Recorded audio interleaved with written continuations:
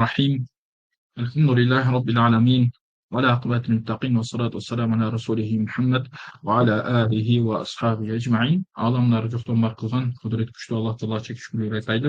Оның сүкімі құл Мұхаммад саллаллаху алейхи вассаламға саламдар жана салауаттарды айтайлы. Бұйырса намазымды оңдойын көрсөзіп улайбыз. Өткен сабақта біз шариатта кылына турган, шариат буйрук берген, же шариат уруксат берген амалдар кайсылар, ал жөнүндө өкүмдөр кайсылар деп айтып кеттик. Алар эмне? Фарз, важип, сүннөт, мустахаб болгон амалдар. Андан кийин мубах дедик, э? Ал эми шариат тоскон, же шариатта кылынбашы керек болгон амалдар кайсылар десек, арам дедик, макрух дедик. Андан кийин муфсид деп ага кошуп айттык, э? Ошол 8 болчу. Эми алар эмне болот, кандай мааниде? Алар бардыгын айтып кеттик. Эми ошолор бизге намазда кандай тиешеси зат? Бул өкүмдөр негизи бардык жерде бар. То есть ар бир амалда боло берет. Бирок биз эми намазга тиешелүү маселелер боюнча сүйлөшүп атканыбыздан ошол намаздагы амалдарды карайбыз. Al-babul awwalu fi bayanil faraidi. Birinchi bab дейт, эмне? Намаздын фарздары боюнча маселе. Намаздын фарздарын баяндоо. Ага чейин киришкенге чейин биз эмне дедик? Фарз дегендер бул ما ثبت بدليل قطعي деп айттык, э? Эмне? Qat'i dalil менен сабит болгон амалдарды айтканбызчы.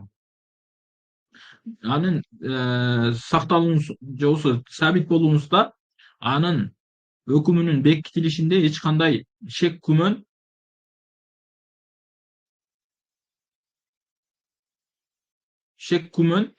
болбоосу керек деп айтканбыз, э? Андан кийин туугандар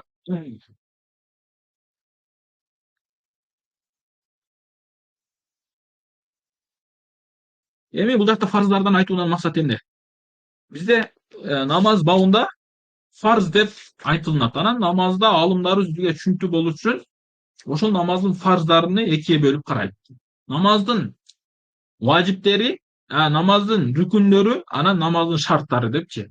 Экөө тең фарз. Бирок эмнеге рүкүн деп атады, эмнеге шарт деп атады? Анткени бизде өкүмдөрдү түшүнүү жеңил болуусу үчүн. Шарт деген эмне? Шарт деген машруттун болуусу үчүн талап кылынуучу нерсе. То есть бир нерсеге шарт коюлунса, ошол нерсенин болуусу үчүн монол шарттын табылышы зарыл. Мисал айттым. Мен сизге айттым да, эгерде сен бүгүн мага саат фаланчы убакта келсең, мен сага эмне? Bir tetrad берем, же bir китеп берем дедим мисалга алган. Эми сиз ошол китепти алыш үчүн ошол мен айткан убакта келишиңиз керек. Шарты ушул. Мен айткан убакта келбесеңиз бербейт. Мисалга мен саат 5-те дедим, сиз 4-те келип алдыңыз. Мен болбой калышы мүмкүн, же китеп келген эмес, болуп жана башка, туурабы? Бул эми адатан ушундай. Ал эми намазда боло турган сөзсүз түрдө ушулар болуш керек. Сөзсүз түрдө ушул азыркы айтылына турган шарттар болуш керек. Эгерде алар болбой турган болсо, анда эмне? Намаз дурус болбой калат, туугандар. Анда эмне? Намаз дурус болбой калат. Ошондуктан ушул шарттарга көңүл бурабыз. Андан кийин намаздын рүкүндөрү деген эмне? Намаздын рүкүндөрү деген намаздын ичиндеги фарздар. Намаздын ичиндеги фарздар. Эгерде намаздын ичинде бул нерселер табылбай турган болсо, анда эмне болуп калат? Намаз жараксыз болуп калат, туугандар, э? Намаз жараксыз болуп калат. Же болбосо намаз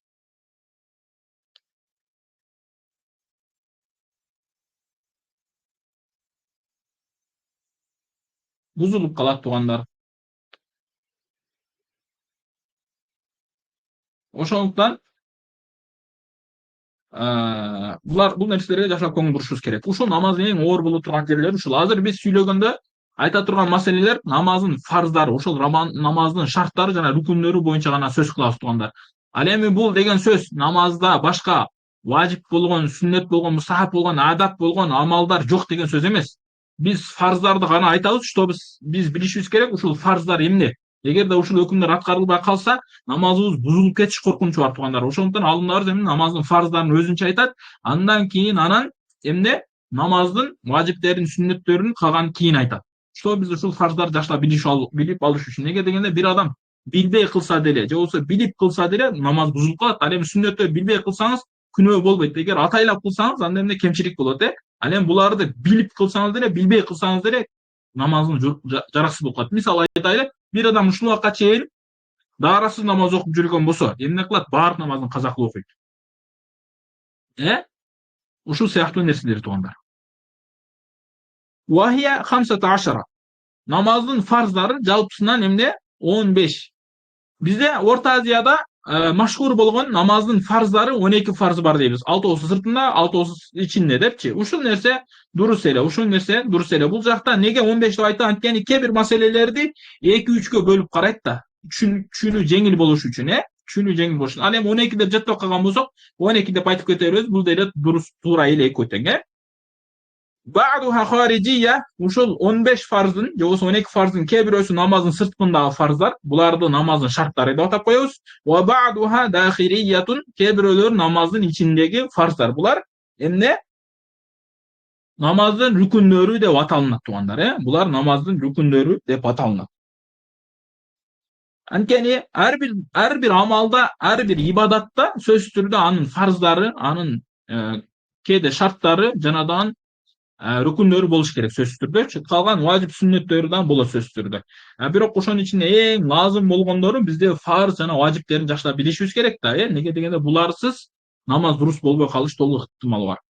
Эми ошонун ичинен мен дедик кээ бир намаздын өкүмдөрү, фарздары бар дедик. Ошол намаздын өкүмдөрү кээ бирөөлөрү ички фарздар, кээ бирөөлөрү сырткы фарздар. Сырткы фарздарын шарт дедик, ички фарздарыны рүкүн деп атадык, Wa emmel hariciyatu fe semaniyatun. Emi ошо намазга чейин болуш. Эмнеге харижия дедим? Эмнеге намаздын сырткары деди? Анткени бул амалдар намазга чейин табылышы керек да, Намазга чейин болуш керек. Эгерде намаздан кийин болуп кала турган болсо, анда намаз жараксыз болуп калат. Бул намазга чейин булардын болуусу шарт кылынган амалдар туугандар.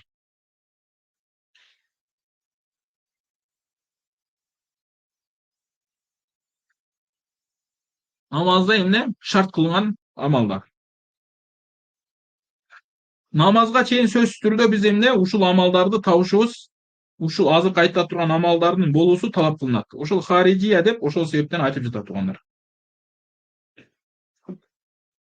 Эң биринчиси, ал вакту, намаздын убактысы болуусу керек сөзсүз түрдө. Биз азыр фарз боюнча сүйлөп жатабыз турганда.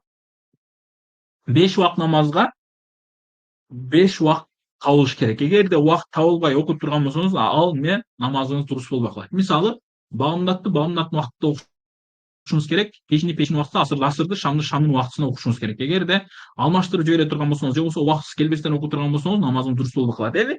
Ошол убакыттар боюнча сөз кылабыз. Намаздын убактылары, багымдаттын убактысы качан башталат десе, багымдаттын убактысы чыгыш тараптан чың таң аткандан башталат. Бизде 2 таң бар, жалган таң, анан чың таң депчи. Жалган таң кандай десе, бул чыгыш тараптан ошол багымдатка бир 15 мүнөт, 20 мүнөт калганда чыгат, бирок бул кандай чыгат десе, чыгыштан батышка, узундугу ушундай болуп чыгат. Артынан караңгылык келет. Ал эми чың таң болот, ал ошол жалган таң өтүп кеткенден кийин чың таң чыгат, ал чың таң эмне? Түнүктөн түштүккө карап жоюлат. Чыгыштан батышка карап мындай эмес, түнүктөн түштүккө карап, туурасынан, Ошондой болуп чыгат, анын артынан жарыктык келип баштайт. Ушул нерсе чың таң деп айтабыз. Ушул чың таң башталгандан баштап багымдаттын убактысы башталат. То есть орозонун дагы убактысы ушул убактан башталат. Бул намаз убактыларын жакшылап билип алайлы, неге дегенде кээ бир маселелер ушуга байланат, Мисалы, орозонуку, кээ бир эгерде окуй турган болсоңуздар, ант ичкен маселелер бар. Баягы кээ бирөөлөр аялга талак бергенде түнү менен мындай кылсаң деген, ошол түн кандай болуп этип барган, ошолордун баардыгы ушул убакытка байланат, намаз убактыларыначы. Анан качанга чейин? Күн чыкканга чейин туугандар. Күн чыкканга чейин багымдаттын убактысы ушул.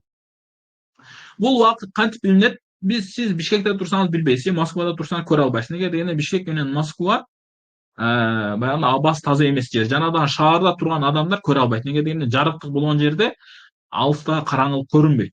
Бир сиз тоодун башында болсоңуз, же болбосо бир тейиз өрөөндө болсоңуз, ал өрөөндө свет аз болуш керек. Эгер шаардарда же баягы көчөдөгүлөр свет көрүнсө, ал жарыктык берип, асманда ан нерсенин көрүнүшүгө тоскоолчулук жаратат.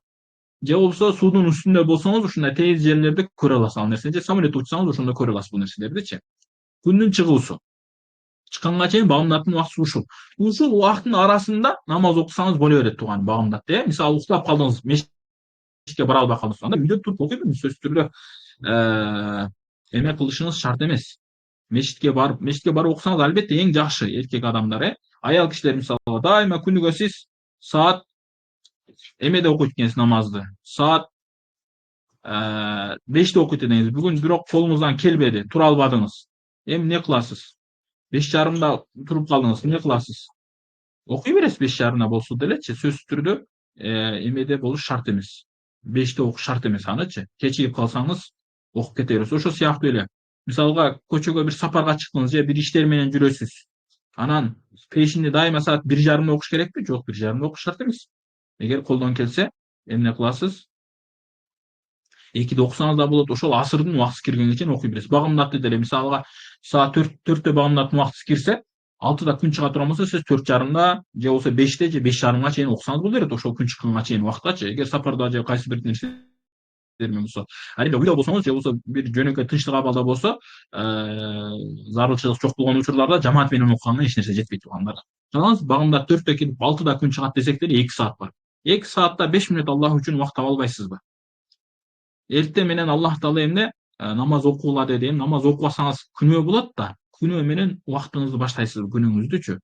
Аллах Таала баш ийбейсиздик, тоң моюндук менен Аллах күнүңүздү баштайсыз, Аллах берген күндү. Андай кылбаш керек. Ошол 2 сааттын ичинде 5 мүнөт Аллах үчүн убакыт бөлүп намаз окуп калыш керек да туугандар. Жамаат менен окуган эң жакшы эркектер үчүн. Аялдар үйүндө окуй берет. Багымдаттын убактысы ушундай. Пешин убактысы күн чак түш болгондон кийин чак түштөн күн батышка карап бир аз жылып баштаса эле, мисалга элестетели, моундай болсо, батыш бул тарапта, могул жакта болсо батыш, ушул жакка карап мындай күн кичине эле жылса, уже башталат пешиндин убактысычы, пешиндин убактысы башталат кичине жылуу менен. Качанга чейин ар бир нерсенин көлөкөсү өзүнөн 2 эсе узун болгонго чейин сива фей деп коет. Фейден башка деп коет. Фей деген эмне десем, кыргызча термини жок экен. Эң кыска көлөкө. Чак түштө көлөкөңүз канча болот? Мисалы 1 метрлик нерсе болсо, же болсо сизди 2 метр деп элестетели, сиздин эмне эң кыска көлөкөңүз 50 сантиметр болот экен, жарым метр болот. Эми ар бир нерсенин көлөкөсү 2 эсе деген, ошол сиз 2 метр болсоңуз, анда эмне 4 метр, 4,5 метр болгонго чейин пешин убактысы боло берет. Эми адамдар 2 метр деп эле 1,5 деп коелу. 1,5 метр адам деп коелу. 1,5 метр адам болсо эң кыска көлөкөңүз канча? Мисалы 30 сантиметр болду. Чак түштө эң кыска көлөкө качан болот? Чак түштө. Күн төбөңүзгө келгенде бул убакыт жылып турат. Кышта кичине бияка жайда мындай бая саат менен өлчөй албайсыз да. Дайым 12'de болот деп айта албайсыз. 12:30'da болот деп айта албайсыз. Неге дегенде жайында кышында географиялык абал өзгөргөндө намаздардын убактысы дагы азайып кыскарып чынерip узарып турат дегендечи. Ошол эң кыска убакыт мисалы 30 сантиметр болду. Боюңуз 1,5 метр деп коелу. Эми ар бир нерсенин көлөкөсү 2 эсе болуп, ошол көлөкөңүз 3 метр 30 сантиметр болгонго чейин эмне болот? Пешин намазынын убактысы боло берет. Ушунча. Мисалы биздин Кыргызстанда азыркы убакыт менен 12:30 пешиндин убактысы кирип, анан саат канчаларда 7'лерде чыгып жатабы? Ошол 6'lardan өтүп эмне болуп калат? Пешин намазынын убактысы бүтүп калат. Анан асыр кирет. Субханалла, мен ол жакта.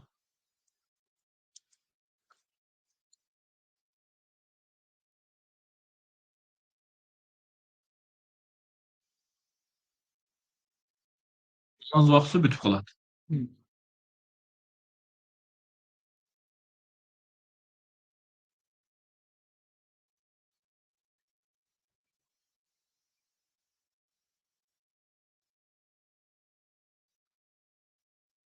Мисалы Кыргызстанда саат пешин 1'den 9 өткөндө кирип 6:20'larda бүтөт экен, примерно. Эми бул кээ бир эсептер менен туугандар, неге дегенде баягы муфтияттыкын карасак жакшы болот албетте. Анан асыр намазын ушул пешин убактысы, ушунча пешин убактысында Аллах үчүн 10 рекет, то есть 4 рекет сүннөт, 4 рекет фарз, 2 рекет сүннөт окуш кыйын эмес, окуп койсо болот ушул учурлардачы. Анан асыр намазынын убактысы, азыр пешин убактысы бүткөндөн кийин дароо асыр намазынын убактысы кирет. То есть ар бир нерсенин көлөкөсү өзүнөн 2 эсе баягы фейден эң кыска көлөкө менен кошот. Эгер 1,5 метр боюңуз болсо, примерно 3 метр 30 сантиметрден кийин, бул болжолдуу түрдө ушундай болот, Ошончодон кийин эмне асырдын убактысы башталат. Качанга чейин? Күн батканга чейин. Аз Кыргызстандын сааты менен саат 6:21'de асыр кирип, saat 8:38'ge чейин эмне асырдын убактысы уланат. Эми примерно кээ бир намаз убактылары боюнча ушундай. Анан бул баягы Бишкектин убактысы менен Оштуктун же болбосо Баткендикин айтканым жок, же жалап аткан. Неге дегенде Ош менен Бишкектин ортосунда кичине аралык бар 7 мүнөт 8 мүнөттөй убакыттарчы. Андан кийин Шамдын убактысы күн баткандан башталып, качанга чейин асманда баягы актык жоголгонго чейин, батыш тараптан актык чыгат. Ошол актык жоголгонго чейин Шамдын убактысы уланат. Шам 15 мүнөт же болбосо 20 мүнөт эмес. Көбүнчөсү бул жарым саат же 1 саатка чейин жетет. 1 сааттын айланасында болот. Мисалы азыр биздин Кыргызстан сааты менен Бишкекте 8:38'лерде шам болуп, Шамдын убактысы кирип саат 10:20га чейин эмне Шамдын убактысы ушуга чейин созулат. Баягы Шамды башталуу убактысында окуш сүннөт амалдардан. Эгер кечиктирсеңиз макрух болот, бирок каза болбойт. Кечигип мисалга саат 10'da окусаңыз дейли, азыркы убакыт менен айтып жатабыз да. Азыр июлдун 16-сын, 2025 16-июлдун убактысы менен айтып жатабыз турганда. Азыр окусаңыз, мисалга саат 10'da шам окусаңыз каза болбойт. Дурус боло берет, болгону кечиктирген үчүн макрух болот. Аны кылбаш керек. Эгер кайсы бир себептер менен ушундай болуп кетсе, ал анда кечиримдүү дегендейчи. Бирок кайсы бир себеп деген өтө зарыл себептер менен же башка бир өзүнө жараша себеп болуш керек. Ушул Шамдын убактысы. Анан баягы бизде кыргыздарда асмандан жылдыз көрүнсө Шамдын убактысы бүтөт экен. Жок, андай эмес. Асмандан жылдыз эмес, 10-20 жылдыз көрүнсө деле Шамдын убактысы бүтпөйт. Бул жылдыздар менен эмес, асмандагы актыктын кетүүсү менен болот. Асманда актык деген ошол батыш тараптан күн баткандан кийин актык болот. Ошол актык качан жоголсо, ошондо гана эмне болот? Шамдын убактысы бүтөт. Куптан убактысы ошол актык кеткенден башталып, куптан убактысы башталып, качанга чейин багамдаттын убактысы киргенге чейин, то есть чың таң атканга чейин куптан убактысы башталат. Азыркы биздин саат менен айтканда 10:20 өткөндө куптан убактысы башталып, Бишкекте саат 3:29га чейин Шамдын убактысы, куптандын убактысы боло берет тугандар. Куптан убактысы ушуга чейин созулат. Бизде Кыргызстанда кээ бир адамдар тараптан айтылгандай, асманда 5 жылдыз көрүнсө куптан убактысы болот, Шам убактысы бүттү. Ал нерсени этибарга албайбыз. Эгерде кимдеки ушинтип алып жүргөн болсо, ушинтип куптан окуп жүргөн болсо, ал адам куптандын баардыгын баштан аяк каза кылып берип окуш керек. Неге дегенде ал намаздын убактысы кирбегенде окуду да. Биздин шарт эмне дедик? Намаз дурус болуусу үчүн намаздын убактысы киргенде окуйбуз дедик. Анан бул китептерде ушундай келет. Бул нерсени баардык адам эле көрө албайт. Жана айтып кеткендей, сиз бир жарык жерде жашасаңыз, куптан убактысы менен эмени багамдаттын убактысын, Шамдын убактысынын бүтүүсүнү ажырата албайсыз. Неге дегенде, ага өзүнчө бир орундарда көрүнөт да. Мисалы асманда булут жок болуш керек. Асманда сен баягындай чаң арасында болбошуң керек. Анан бир шаарда жарыктык болгон жерде болбош керек. Неге дегенде, жарыктык болсо асманда жылдыздар дагы аз көрүнүп калат. Билесиздерби, эгер бүгүн кечинде Бишкекти байкасаңыздар, же Ошто болгондор, Ошто же Москвада болгондо, кыскасы кайсы шаарда жашасаңыз, ушул шаарда туруп асманды карасаңыз, жылдыздар аз. Ал эми айылга барып же болбосо бир тоодун башыга чыгып карасаңыз, жылдыздар толтура көрүнөт. Неге? Анткени жарыктык асманды тосуп калат да. Ал жарыктык өзүнүн көзгө бир аз чагылтаган, асманда көрүнө турган нерселерди тосот көздөнчү. Ошондуктан бул нерселерди өлчөш кыйын болсо, эгерде билбей калсаңыз, анда эмне азыр биз айтабыз, жөнөкөй адамдарга, жөнөкөй эмес, баардык эле адамдарга, көпчүлүк адамдарга ошол муфтиятыбыз өлчөп берген намаз убактылары эң жакшы. Муфтиятыбыздын muftiyat.kg деген сайты бар. Ошол сайтка киресиз да намаз убактыларын көрөсүз. Өзүңүз жашаган региондугун көрөсүз. Сиз мисалга Баткенде жашап туруп Бишкектин убактысы менен намаз окусаңыз болбойт. Неге дегенде, Бишкек менен Баткендин ортосунда 15 мүнөткө жакын аралык бар. Кээде 12 мүнөт, 10 мүнөт дегендейчи. Ошондуктан ошол убакыттарга көңүл буруп, кайсы региондо жашасаңыз, ошол региондун убактысы боюнча намаз окушуңуз керек болот. Жана ооз жапканда, ооз ачканда дагы ушул нерселер менен, орозо болгон адамдарга ушул намаз убактыларга таянган эң жакшы болот азыркы биздин кезде. Мустахабы дагы ушул. Бирок намаз убактыларыны азыркы кезде бизде муфтият бир чоң бир күчкө ээ болбогондуктан, кээ бир жамааттар тараптан да чыгып калган намаз убактыларычы. Алардын ортосунда муфтияттын намаз убактылары менен кээ бирде 5 мүнөт, кээ бирөөлөргө 2 мүнөт, 3 мүнөттүн айырмы бар. Эми ошонун кайсысына этибар кылабыз? Муфтиятка этибар кылабыз. Сиз Кыргызстандасызбы? Кыргызстандын муфтияты чыгарган намаз убактыларына, намаз убактыларынын календарына этибар кыласыз. Ошого этимат кыласыз. Башка жамааттарды кое туруңуз. Неге дегенде, биздин динибизде намаздын убактыларына жооп берүүчү адамдар ошол муфтият. Кыяматта бир нерсе болсо ошолор жооп берет. Наркы жамааттар жооп бербей калышы толук ыктымал. Неге дегенде, алар айтат да, биз өзүбүз үчүн чыгарып, сен неге колдонуң деген сыяктуу сөздөр болуп кетиши мүмкүн. туура ошондуктан муфтиятка колдоносуз. Негеден муфтият ошол Кыргызстандагы мусулмандардын башчысы жана ошол диний нерселерге жооп берүүчү адамдар ошолор.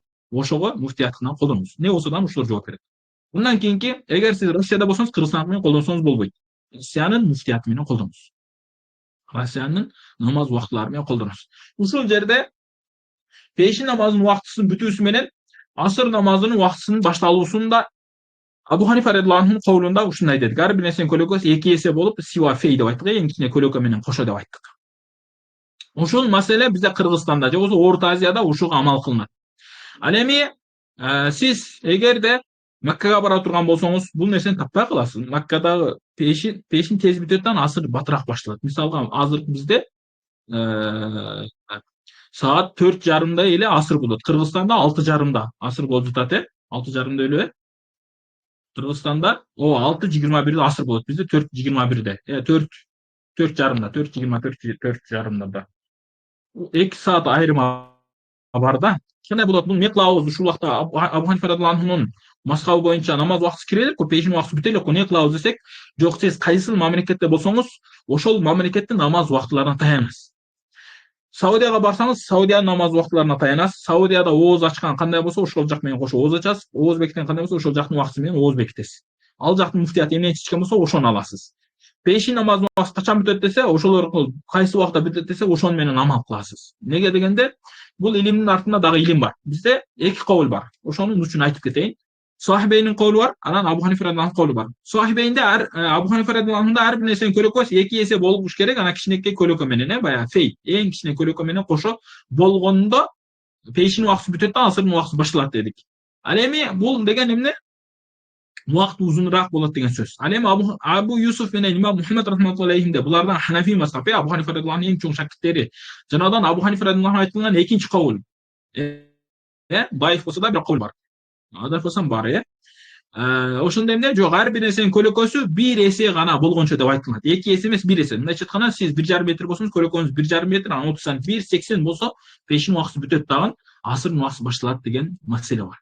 Ошондуктан кээ бир жерлерде ушул кабылды алат, Сахибейнин кабылын алат.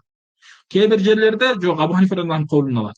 Ошондуктан эгер сиз кайсы мамлекетте болсоңуз, ошол мамлекетте кайсы намаз убактыларын берген болсо, ошого амал кыласыз. Ал жакта бар фитна салып же башка бир нерсе кылыш шарт эмес. Анан намаздын каза болсо да ошого барабат. Мисалга алганда, сиз Саудияга барсаңыз, саат 4:30 асыр болот. Кыргызстанда 6:30 асыр болот деди. Мен саат 5:00 пешин окуймун деп ойлодуңуз. 5:00 Харам мешитке барып пешин окуйм десеңиз, ал жака барсаңыз саат 4:30 асыр окулду. Эмне кыласыз? Сиздин пешиниңиз каза болуп калат эми. Эмнеге? Себеби алардын асыр 4:30 кирет болчу. Кыргызстанда 6:30 кирет болчу. Ал Кыргызстанда. Сиз азыр Саудияда жүрөсүз. Же болбосо башка бир мамлекетте жүрөсүз, ал жактын убактысына таянасыз туган эмне? Ошо намаз убактыларынын эң жакшы чечими ушундай.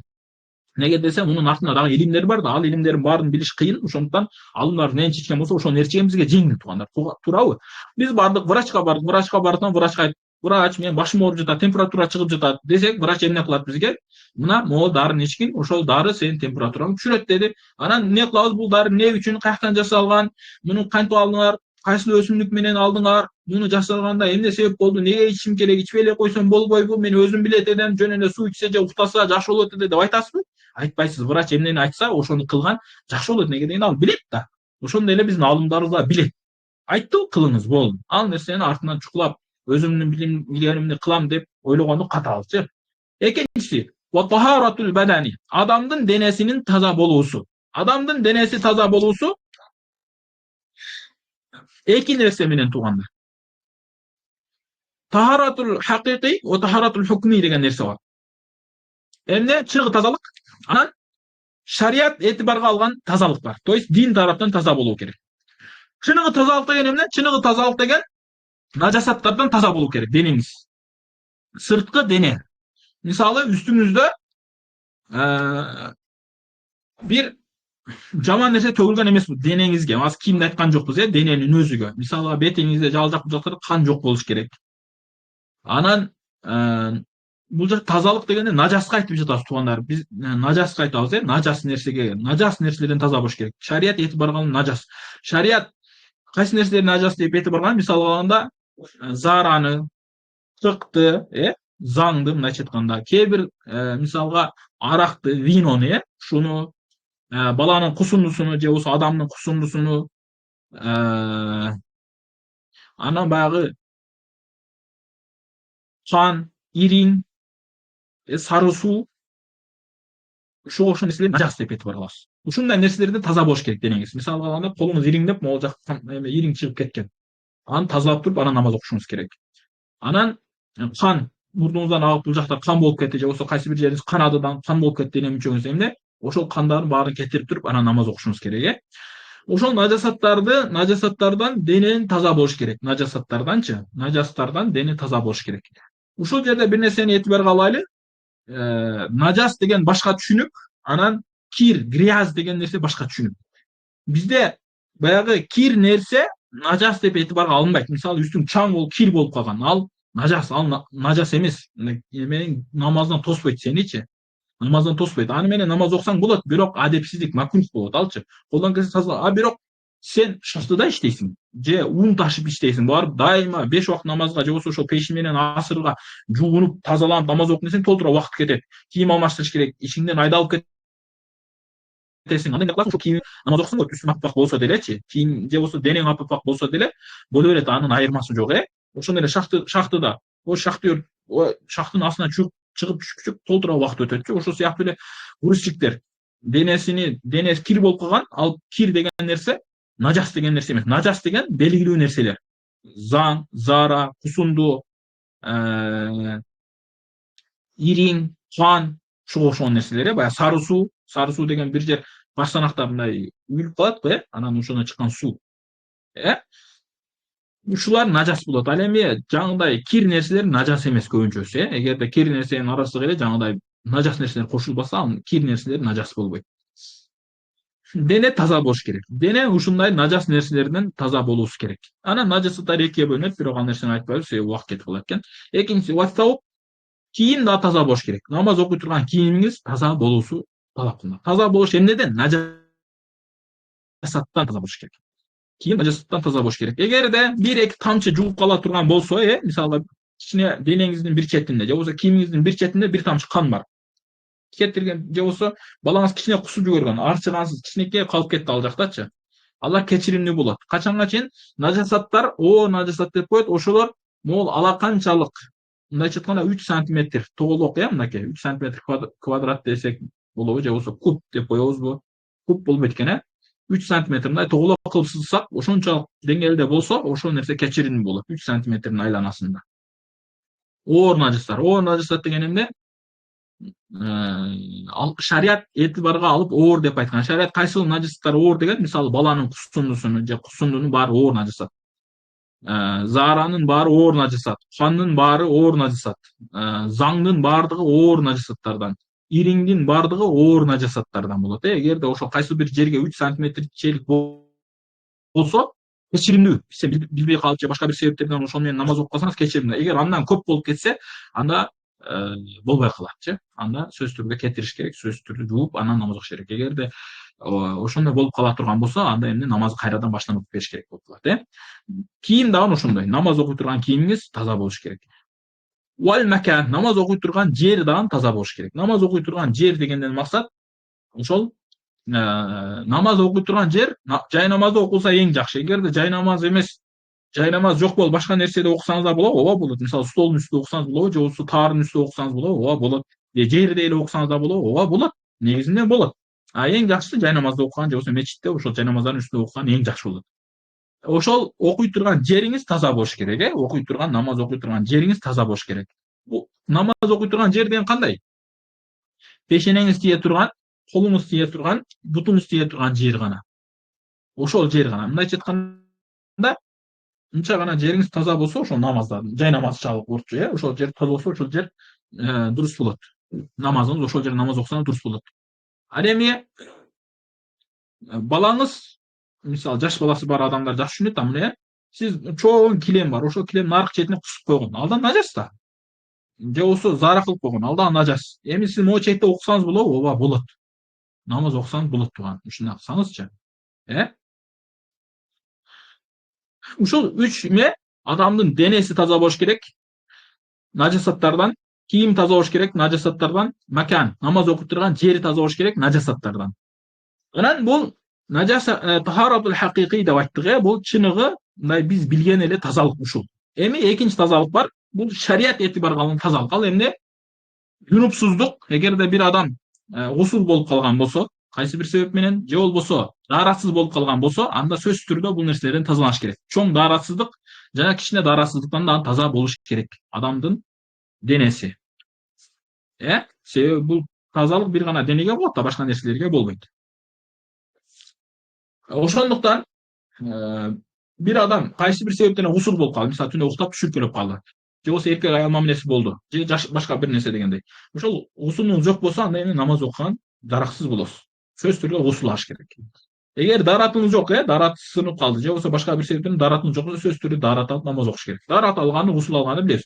Гусул алуу деген эмне? Гусул алуу бул жөн гана кыргызча жуунуу деген эле сөз. Болгону шарият талап кылган кээ бир нерселер бар. Ал эмне? Мурунну дагы жакшылап чайкаш керек, оозду дагы жакшылап чайкаш керек. Ушул экөөнү жакшылап чайкасаңыз, ушул менен анан бар дене мүчөңүздү жуусаңыз, ушул нерсе гусул болот. Кыргызчасы ушундай. Гусулдун кыргызчасы жуунуу. Бирок жуунганда сөзсүз түрдө ооз менен мурунну жууш керек. Эгерде гусул алсаңыз, анда ошол гусулуңуз даараттын ордуга да эле жүрөт. Даарат алуу деген эмне? Даарат алуу деген биз билген эле даарат алуу эмне? Ошол жүздү жуу, колду чыканак менен кошо жуу, башка мас тартуу, бутту баягы кызылаштан ылдый жагын жуу. Ушул эмне даарат алуу деген ушул. Анын бардыгы оңой эле, бардыгыбыз билебиз. Ошол эми тахаратул хукми деген ушул. Дене ушул дааратсыздыктан таза болуш керек. То есть эмне? Чоң дааратсыздык жана кичине дааратсыздык. Анан тахаратул хакыйкый деп айттык. Чыныгы тазалык болуш керек адамдачы. Баягындай үстүңүздө, кийимиңизде, же болбосо денеңизде, же болбосо намаз окуй турган жерде нажасаттар болбош керек.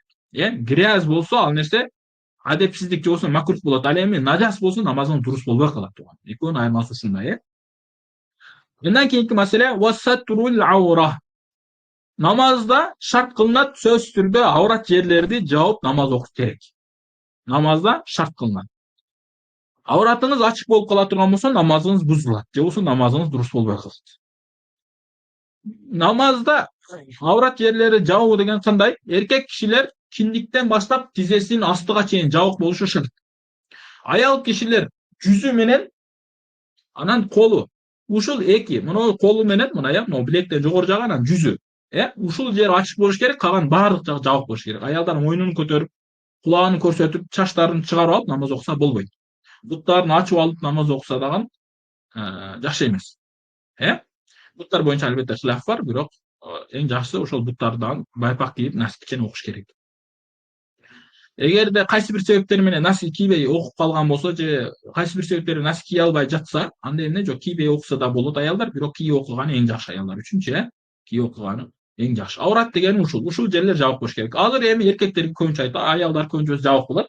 Эркектер азыр жай мезгилинде футболка кийет, кыска шорт кийип алат. Эгерде сиз рукуга же саждага барганда белиңиз ачылып калып, ошол жерде 3 жолу субхана раббиял а'ла же болбосо субхана раббиял азим деп айтканчалык турганда белиңиз ачылып калса, 3 манжачалык, 4 манжачалык ачылып кала турган болсо, анда эмне? Намазыңыз бузулат. Авратыңыз ачылып калды деген сөз болот туган. Ошондуктан белди жакшылап жабыш керек. Анан эркектер болсун, аялдар болсун, өтө жука кийим кийип намаз окуса болбойт. Өтө жука дегенде кээ бир кийимдер бар, эркектерде дагы, аялдарда дагы. Эмне? Ал кийимден ичиңиз көрүнөт, дене мүчөңүз бардыгы билинет. Андай кийим менен ал кийим авратты жапты деп этибарга алынбайт туган. Ал кийим эмне? Авратты жапты деп этибарга алынбайт. Ошондуктан кийимди калыңыраак жана узунураак кийип окуган эң жакшы. Негизи эле кийим маселесинде сүннөт болот. Намазда кенен кийимдерди кийип окуган жакшы көрүлгөн маселелерден. Узунураак жана да кененирээк болгон кийимдерди кийип окуган эң жакшы. Андан кийинки намаздын 6 шарттарынан вастикбалул кыбла. Кыблага жүздөнүү шарт кылынат намазда. Эгер кыблага карабастан намаз окуй турган болсоңуз, намазыңыз дурус болбой калат. Кыбла 3 кыбланы 3кө бөлүп карайлы. Инхафа деген маселени таштайлы. Ал көпчүлүк адамдарда жок, ошондуктан аны таштайбыз. 3кө бөлүп карайбыз. Кыбланы көрүп турган Каабаны, бизде кыбла эмне десе Каабатулла да, харам мечитиндеги кара таш. ошол Каабатулла. Эми ошол Каабаны харам ичинде турган, то есть Каабаны көрүп турган адамдын кыбласы, же болбосо сиз берки зданиялар, азыркы баягы сааттын алдындагы эмелер бар го, отелдер, жатаканалар. Ошол жатаканадан Каабаны көрөсүз. Ошондой Каабаны көрүп турган адам, кыскасы, эми бул харам мечиттин айланасында болот, ошону көрүп турган адамдын кыбласы Каабага түзмө түз болуш керек. То есть эгерде сиздин пешенеңизден бир узун жип чыгарсак, түз Каабага барып тие турган болуш керек. Же болбосо лазерди койсок, ошол Каабага тие турган болуш керек. Эгер түз кое турган болсок, эгерде кыншайып кетсеңиз, анда намазыңыз дурус болбой калат. Бул эмне? Каабаны көрүп турган адамга айтылат. Эмне? Каабатул мушахид деп коет арабчасы, Каабаны көрүп турган адамдын эмес кыбласы эмне? Каабанын өзүгө караш керек. Неге? Анткени Аллах Таала эмне дейт? Фаваллу وجوهكم شطر المسجد الحرام deydi. فولي وجهك شطر المسجد الحرام deb, boshqa oyatda فولي وجوهكم شطره deb aytadi. Эмне жүзүңөрдү ошол кыбла тарапты карагыла дейт. Бул Каабаны көрүп турган адам. Анан Каабаны көрбөгөн адамдыкы. Биз мисалга Каабаны аз көргөнүбүз да Кыргызстанда турабыз, же болсо Иорданияда же башка мамлекеттерде турабыз, Каабаны көрбөйбүз, же Арабия, Иордания, эмеде Саудияда болсок деле Мадинада же Шарам мечитинен алыс болгондуктан Каабаны көрбөй турабыз. Не кылат десе, булардын кыбласы каяк десе, Кааба тарапты карап намаз окуса дурус болот. Кааба тарап деген кандай? Эгерде сизден эки жип чыгарса, мына эки эме бар, адамда могул жерде эки сөөгү бар. Же болбосо адам эки мүйүзү деп койсок да болот, Ушул жерден эки жипти мындай чыгара турган болсо, ошонун ичинде, могул тарапта калып, ичинде ортосунда калып кетсе, ушул нерсе дурус болот. Мындайча айтканда, эгерде лазер түз койсо барып Каабага тийбесе деле сиздин намазыңыз дурус. Неге дегенде, гойрул мушахид, Каабаны көрбөй турган адамдын кыбласы Кааба тарап гана. Кааба тарап болсо жетиштүү. Мындайча айтканда, ушунча бир канча, бир 60 градус, 60 градустун ичинде калса Кааба, ушул нерсе бизге дурус болот. Ошол себептен мечиттерде же үйлөрдө кичине мен мына жүзмө жүз болбой калды дегендик ката ал нерсечи. Азыркы бизде кээ бир жамааттар, мисалы сарафиттерге окшогондор эмне жүзмө жүз туура болуш керек. Жүзмө жүз өзүндө да туура эмес аныкычы. Кыскасы, ошол себептен биз эмне дейбиз? Каабаны көрбөй турган адамдын Каабасы ошол Кааба тарапты карап намаз окуса жетиштүү. Бизде Кыргызстанда батыш түштүктү карап намаз окусаңыз, намазыңыз дурус боло берет. Ошол жакты эле карап намаз окусаңыз, намазыңыз дурус деп айта беребиз. Неге дегенде, Каабаны көрбөгөн адам жүзмө жүз Каабага туурулаш кыйын да. Алып келип эмелерди коюп, мындай кылып ар бир намаздачы ал нерсе кыйын маселе. Андан кийин бул экинчи адам болду. Эмне? Биринчиси Каабаны көргөн адам Каабага түз болуп намаз окуш керек, кыбласы ошол тарап. Каабаны көрбөй турган адамдыкы Кааба тарапка карап намаз окуса болот. Эми бул кайсы десе, Кааба каякта экенин билген адамга. Үчүнчү түрү Каабаны көрбөй турат, анан Кааба каякта экенин билбей турган адам кыбласы каяк десе, иштихат бул адамдыкы. То есть Каабаны көргөнүңүз жок, анан Кааба каякта экенин да точно билбейсиз. Сурай турган адам дагы жок. Эч кандай бир телефонда эч нерсе жок, сурай албайсыз. Көчөдө калып кеттиңиз, сапарда жүрөт элеңиз, телефон өчүп калды. Сурайын десеңиз эч ким билбейт. Эмне кылат? Бул адам Кааба примерно ушул жакта деп намаз окуй берет. Өзүнүн оюнда ойлойт. Мен түштүккө карап кетип жатам, түнүгө карап кетип жатам. Нарын бул жакта эде, талас бул жакта эде, могул шамал кечинде мындай болот, эртең менен мындай болот, обедте мындай болот. Значит, шамал түнүктөн түштүккө карап согуп жатат. Мен азыр Кыргызстанда турам, значит мен түштүккө батышка карап намаз окушум керек деп ойлоп туруп, мындайча айтканда изденет. Изденип туруп намазды окуй берет. Жанында сурай турган адамдар жок болсо, же болбосо сурай турган башка бир мындайча айтканда бир техника, бир приборлор жок болсо, аз бизде мисалы телефон, компастар жок болсо, эмне кыласыз? Өзүңүз ушинтип изилденип намаз окуйсуз. Унан изилденип намаз окугандан кийин сиз ката экендиги билинип калды. Мисалы, сиз могул жакта деп окудуңуз, карасаңыз кыбла биякта экен. Намаз окуп бүтсөңүз, бирөөдү күтүп жатат дедиңиз, ошол келди да сизге айтты, каяка намазың биякка карап, кыбла биякта дедиңиз. Не болот? Намазыңыз дурус болуп кете берет. Неге? Анткени кыбланы көрбөгөн, жана дагы билбеген адамдын кыбласы изилденип гана намаз окуса, аныкы дурус болуп кете берет. Бул боюнча хадистерде жанадан алымдардын сөзүндө кененкесир айтылган, Андан кийинки маселе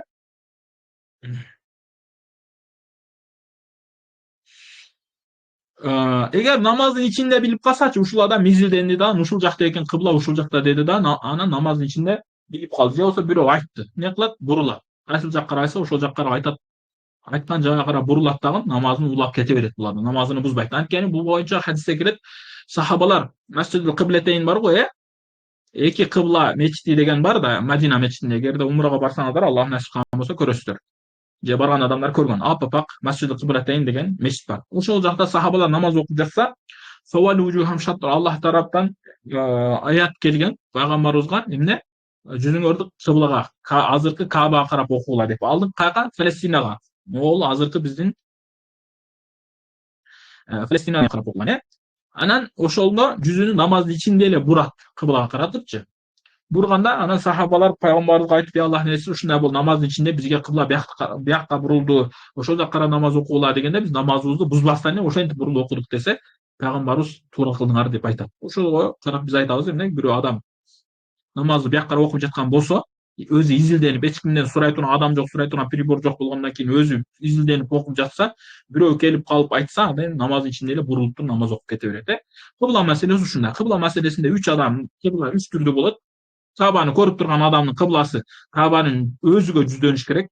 Каабаны көрбөй, бирок Кааба каякта экенин билген адам ошол тарапты карап намаз окуш керек. Эгер башка жакты карап намаз окуп койсо, дурус эмес. Ошол тарапты карап, жүзмө-жүз лазер барып тийиш шарт эмес. Ошол тарап болсо жетиштүү. Каабаны көрбөгөн, жанадан Кааба каякта экенин билбеген адамдын эмеси болсо, билбей турган учур. Кааба бирок каякта экенин билет. Азыр билбейт каякта экенин. Мен азыр каякта турам, түнтө түштөрдөн билбейт. Мисалы капкараңда калып кетти, тажжуд болуп жатат, же болбосо багымдатын убакыты же куптанды окуй эле кечигип кетти. Ушундай адам эмне кылат? Изилденип намаз окуйт. Ушул кыбла боюнча маселе ушундай. Кыбла оңой эле, жеңил эле. Бизде эгер Кыргызстанда болсоңуз, түштүк батышка карап эле намаз окусоңуз, намазыңыз дурус. Андан кийинки маселе ва нияту. Ниет дагы шарт. Анткени ниетсиз амалдар дурус эмес. Ниетсиз амал эмес, ниетсиз ибадаттар дурус эмес. Амалдар дурус эле, болгон соопсуз калат, Ниетсиз ибадаттар дурус эмес туугандар. Ошондуктан ибадаттардын баардыгына ниет кылуу шарт кылынат. Ошо намаз да ибадат, ошондуктан намазга да ниет кылуу шарт. Ниетти кандай кыласыз? Арабча айтыш, орусча же өзбекче же тажикче же бир фарс тилинде айтыш шарт эмес. Аны кыргызча эле айта бересиз тилиңиздечи. Эмне ниет кылдым? Мисалы, багымдат намазынын 2 рекат фарзыны баардык фарз, важип, сүннөт амалдары менен аткарганга Аллах расул үчүн акырабын. Имам болсо имам вактында кылдым деп айтасыз, Ушуну эми баягы өзүнүн тартиби менен айтасыз да. Анан намазды ошентип баштайсыз. Ниет кылуу деген эмне? Ниет кылуу деген жүрөктөн кайсы намаз экендигини билүү. Жүрөктөн багымдаттын 2 рекат фарз экенин билиш керек. Багымдаттын 2 рекат сүннөт, пештин 4 рекат сүннөтү, 4 рекат фарзы, 2 рекат сүннөт жүрөктөн билиш керек. Жүрөктөн мындайча айтканда көңүлдө болуш керек да, намазды баштап жатканда көңүлүңүздө багымдаттын 2 рекат фарзын баштап жатам дегендей болуш керек. Аллах ыраазы үчүн ошол намаз окуп жатам деген, намаз деген эмне? Ошол Аллах үчүн аткарылат да. Ошону жүрөктөн билсеңиз ушул нерсе жетиштүү. Тил менен айтыш мустахаб. Тил менен айтыш мустахаб. Тил менен айтып койгон эң жакшы. Эркектерден, аялдардан тил менен айтып койгон эң жакшы. Бирок тил менен айтканда ичине айтат, сырттан чыгарбайт, Ниет деген ушул туугандар. Ниет деген негизи жүрөктөн болот бул ниет, бирок тил менен айтып койгон эң жакшы. Ал эми жүрөктө болуп, тилде башка нерсе чыгып кетсе, тилдин этибары жок. Мисалы, жүрөктөн билесиз, пешин намазын 4 рекат фарзын окуп жатам деп ниет кылып жатасыз. Жүрөктөн билесиз, азыр пешин 4 рекат намазга туруп жатам деп. Тилиңиз менен деңиз, асырдын 4 рекат фарзы деп, асыр деп чыгып кетти. Эми эмне болот десе, бул нерсенин этибары жок. Ал ката айтканыңыз тил менен кайта айткан этибар калмайт. Жүрөктө болсо этибар калынат ал нерсе. Жүрөктө сиз асырдын 4 рекат деп окудуңуз. Карасаңыз эле пешин. Мына дурус эмес. Неге? Жүрөктүн себеби жүрөктө асыр деп жатасыз да. Пешиндики болчу. Ошондуктан пешин деп жүрөктөн билиш керек. Тилиңизде асыр пешин деп айтсаңыз эле болбой калат. Ошондуктан жүрөктө ниет жүрөк менен болот. Көңүлдө болот. Мындайча айтканда жүрөктө көңүлдө болот. Ошол жүрөк менен айтасыз, көңүл менен билесиз. Ушул нерсе ниет болот туугандар. Андан кийин ва такбиратул ула. Анан намаздын шарттарынан эмне? Намазды Аллаху акбар деп башташ керек. Же болбосо Аллах тааланы улуктап башташ керек намаздачы.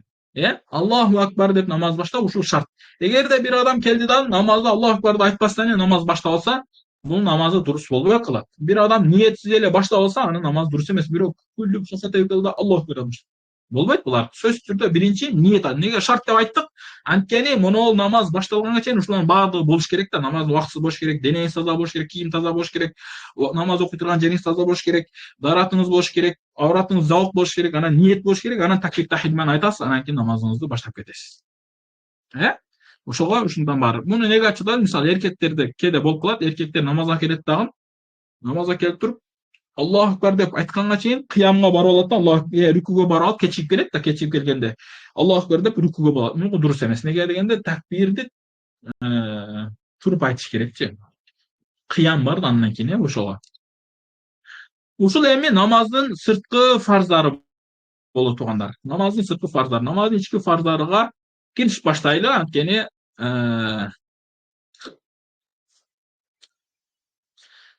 бизде убакыт азыраак экен. Ошого могу 8 күндүн ичинде могу китеп бүтүрүш керекпиз. Чота көйрөк шарттап жатат окшойбуз. Макул. Эми уамма дахилия намаздын ички фарздары, то есть намаздын рүкүндөрү, сабатун 7 деп жатат. Бул жакта бирок биз 6 деп билебиз. Ошол нерсе деле дурус. Намаздын ичинде ал-кыям, намазда кыям кылып түз туруу намаздын фарздарынан. То есть сиз такбирди Аллаху акбар деп айткандан кийин какой-то бир секунд түз болуу шарт кылынат. Рүкүн. Эгер түз болбосоңуз намазың дұрыс емес. Эми түз болуу деген кандай десе, эң түз болуунун эң эмеси мону какайып туруу, баардыгыбыз билебиз. Какайып туруу, ушул нерсе түз. Ал эми эң азы кандай десе, колуңузду сунсаңыз, тизегиңизге жетпесе, ушул нерсе эме болот. Кыям болот. Эгер тизегиңизге жетип калса, колуңузду мындай кылып сунуңуз тизе жака. Тизе жака мындай кылып сунсаңыз, бутуңузга жетпей турган абалда кылсаңыз, анда эмне болуп калат? Бул рүкү болуп калат, кыям болот. Караңыздар, эң аз өлчөмүн мен көргөзө эле берейин биякта. Баксам көрүнөт экен сиздерге.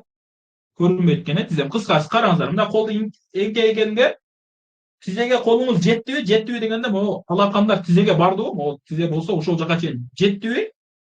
Же болсо колдордун учу кечиресиздер. Алакан эмес, колдордун учу. Жетсе бул рүкү болуп кетет уже. Мен эң азы эне колдор жетпеш керек. Ошол жака жетпей мындайраак болсоңуз ушул нерсе эме болуп калат? Кыям болот. Ал эми колдоруңуз тизеге жетсе, бул нерсе эмне рүкү болуп кетет туугандар. Ушого намазда турганда ушуга көңүл бурайлы. Андан кийинки маселе, эми бул кыям фарз дедик да. Кээ бир адамдар кыям кыла албайт экен. Неге десе, бүкүрөйүп калган. Мисалы, кээ бир оорукчан адамдар же болсо жаш өтүп калган аксакалдар, чоң элер, чоң аталар эмне бүкүрөйүп калган. Мисалы, бул карычылыкта болот экен да. Ошол бүкүрөйүп калган. Булар не кылат десе, ошол боюнча тура берет.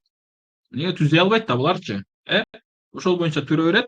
Анан бирок рүкүгө келгенде бир аз ийилет, сөзсүз түрдөчү. Бир аз ийилиш керек. Бир аз ийилиш керек. Ушул нерсе кыям. Кыям намазда тик туруу фарз. Намазда тик туруу фарз. Жөндөн жөн эле фарз намаздарды түз турбай окусаңыз, намазыңыз дурус болбой калат. Ошондуктан туруш керек. Эми ушул жерде бир маселе керек. Машинеде отуруп фарз намаз окусаңыз болобу? Сүннөт намаз окусак болот. Фарз намаз болбойт туугандар. Сүннөт намаз болот, фарз намаз болбойт. Машинеде отуруп фарз намаз окусак болбойт.